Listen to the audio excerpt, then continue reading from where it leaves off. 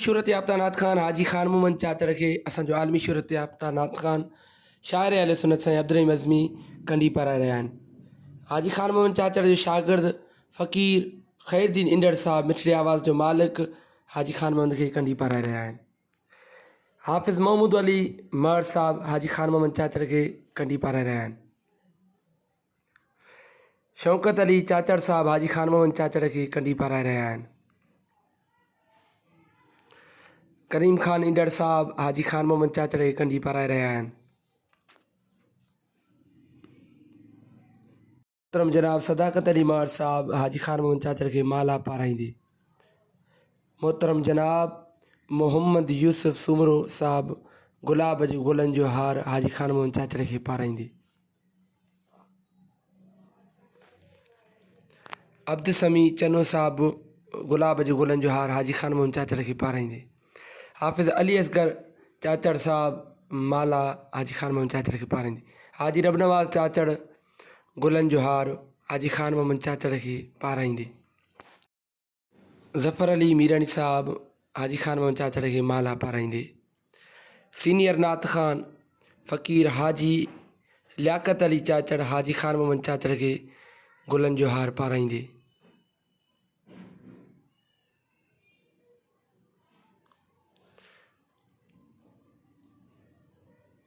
उस्ताद हबीबुल्ला चाचड़ हाजी ख़ान मोहम्मद चाचड़ खे गुलनि जो हार पाराईंदे। शाइर आले सुन्नत फ़क़ीर नजमुद्दीन इंदड़ निमाणो हाजी ख़ान मोहम्मद चाचड़ खे कंडी पाराईंदे।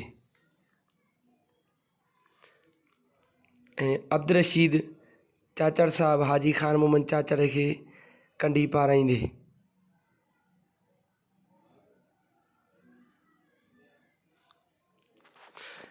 अदा नबीदाद इंदड़ हाजी ख़ान मोहम्मद चाचड़ खे कंडी पाराए रहियो आहे।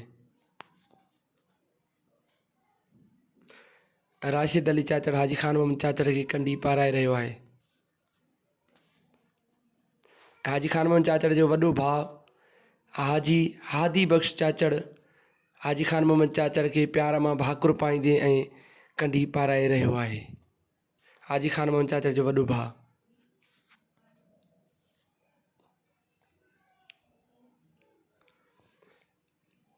ऐं एडमेन फारूक हुसैन चाचड़ खे मिठड़े आवाज़ जो मालिक फ़क़ीर ख़ैरुद्दीन इंदड़ कंडी पाराए ऐं भाकुर पाए रहियो आहे।